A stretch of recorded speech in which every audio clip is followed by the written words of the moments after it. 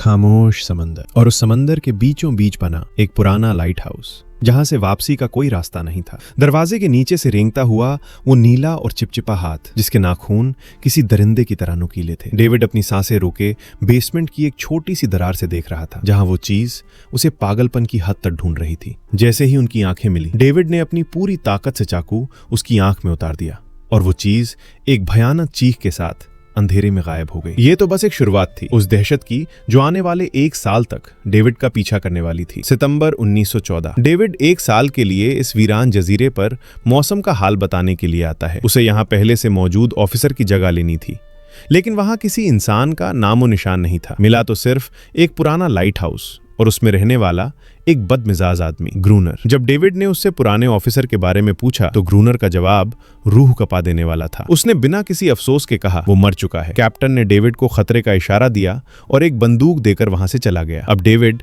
इस टापू पर बिल्कुल अकेला था। रात के सन्नाटे में डेविड को एक पुरानी डायरी मिलती है जिसमें अजीबोगरीब जानवरों की तस्वीरें बनी थी। डेविड को लगा ये सब किसी अकेले इंसान का वहम है, लेकिन तभी उसके दरवाजे पर दस्तक होती है। एक ऐसी दस्तक जो किसी इंसान की तो बिल्कुल नहीं थी। डेविड को लगा कि शायद बाहर ग्रूनर खड़ा है, लेकिन जैसे ही उसने रोशनी की, उसे एहसास हुआ कि बाहर एक नहीं बल्कि सैकड़ों ऐसी आंखें चमक रही हैं जो उसकी मौत का इंतजार कर रही हैं। क्या डेविड इस पहली रात को जिंदा गुजार पाएगा? उस डरावनी रात के बाद डेविड की नींद उड़ चुकी थी। सूरज निकलते ही वो लाइट हाउस की तरफ भागा। वो ग्रूनर से मदद मांगना चाहता था, लेकिन ग्रूनर ने बड़ी बेरहमी से उसे दुत्कार दिया। डेविड समझ गया था कि इस टापू पर कोई किसी का सगा नहीं है। उसने वापस आकर अपने घर की खिड़कियों को भारी लकड़ियों से बंद कर दिया और चारों तरफ नुकीले घेरे बना दिए। उसे लग रहा था कि वो महफूज है, लेकिन वो गलत था। अगली रात समंदर की लहरों से सिर्फ एक नहीं बल्कि सैकड़ों शैतान बाहर निकल आए। उनकी डरावनी आवाजों से पूरा टापू गूंज उठा। डेविड ने अपनी बंदूक उठाई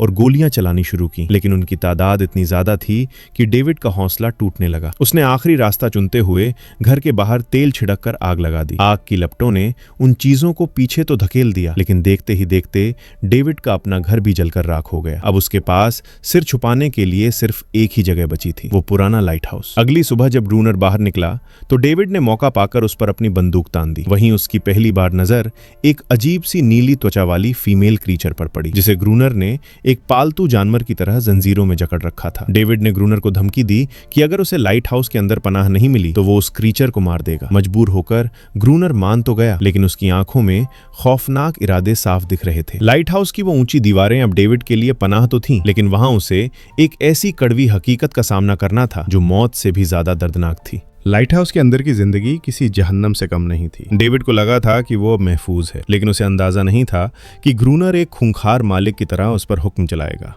दिन भर पानी भरना, सफाई करना और रात को मौत से लड़ना, यही अब डेविड की तकदीर बन चुकी थी। ग्रूनर उस फीमेल क्रीचर के साथ जो सलूक करता था, उसे देखकर डेविड का खून खौल उठता था। ग्रूनर उसे एक बेजुबान जानवर की तरह टॉर्चर करता था और डेविड बेबस होकर सब देखता रहता। एक रात ग्रूनर ने डेविड की हिम्मत परखने के लिए उसे लाइट हाउस के बाहर छोड़ दिया और दरवाजा अंदर से बंद कर लिया। बाहर अंधेरे में हजारों शैतान चीख रहे थे और डेविड अकेला अपनी जान बचाने के लिए उन पर गोलियां बरसा रहा था। अगली सुबह जब दरवाजा खुला तो डेविड खून में लथपथ था, लेकिन उसकी आंखों में अब डर नहीं बल्कि एक ठंडी नफरत थी। उसने अब इस दरिंदगी के बीच जीना सीख लिया था। वक्त गुजरने के साथ डेविड और उस फीमेल क्रीचर के बीच एक खामोश रिश्ता बनने लगा। डेविड ने उसे एक नाम दिया, अनेरिस। उसे धीरे धीरे समझ आने लगा कि ये क्रीचर्स सिर्फ खूंखार जानवर नहीं है, वो तो बस अपनी साथी को ग्रूनर की कैद से छुड़ाने के लिए हर रात अपनी जान दांव पर लगाते हैं। सुकून के कुछ दिन बीते और एक शाम ग्रूनर और डेविड शतरंज के खेल में इतने खो गए कि वो लाइट हाउस की बत्तियां जलाना ही भूल गए। अंधेरे का फायदा उठाकर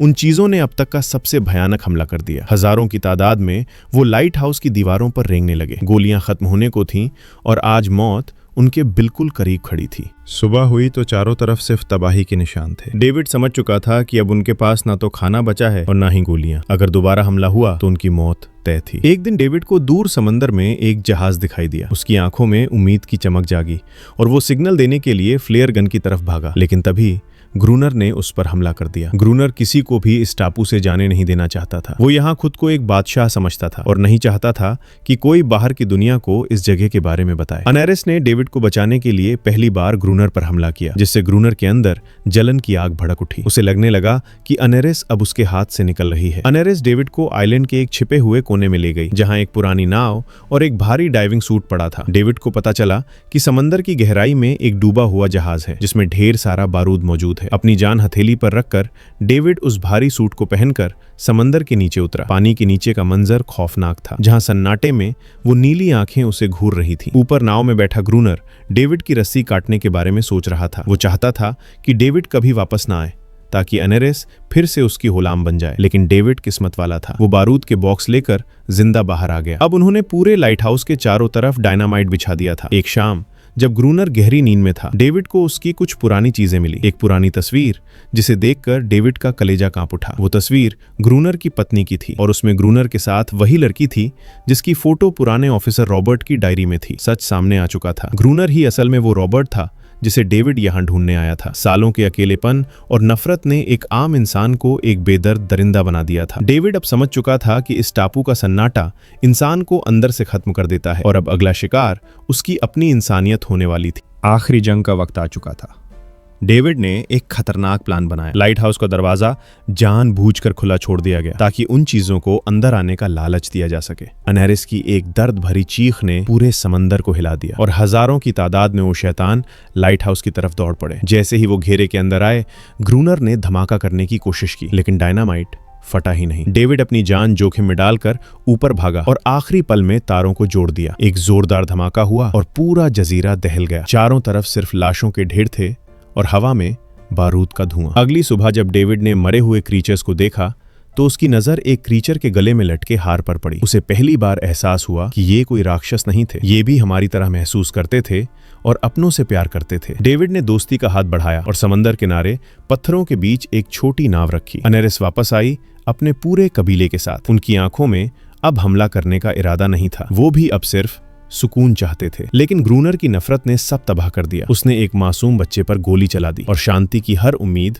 पल भर में खत्म हो गई। डेविड और ग्रूनर के बीच खूनी लड़ाई हुई। डेविड ने उसे उसके असली नाम रॉबर्ट से पुकारा। ग्रूनर को अपनी गलती का एहसास हुआ। वो समझ गया कि इस नफरत का कोई अंत नहीं है। उसने खुद को उन क्रीचर्स के सामने सरेंडर कर दिया और उस खूंखार भीड़ ने उसे अपना शिकार बना लिया। 1 साल बीत गया। जब सरकार का जहाज नया ऑफिसर लेकर वहां पहुंचा तो उसे वहां डेविड मिला। लेकिन अब डेविड पहले जैसा नहीं रहा था। उसने दुनिया के सामने अपनी पहचान छुपा ली। अब वो ही नया ग्रूनर बन चुका था। जजीरे का सन्नाटा उसे भी निगल चुका था। अनेरिस अब आजाद थी, लेकिन डेविड उस लाइट हाउस की बालकनी पर खड़ा उसी अंधेरे का हिस्सा बन चुका था, जहां से उसने कभी भागने की कोशिश की थी। ये सिलसिला शायद कभी खत्म नहीं होगा।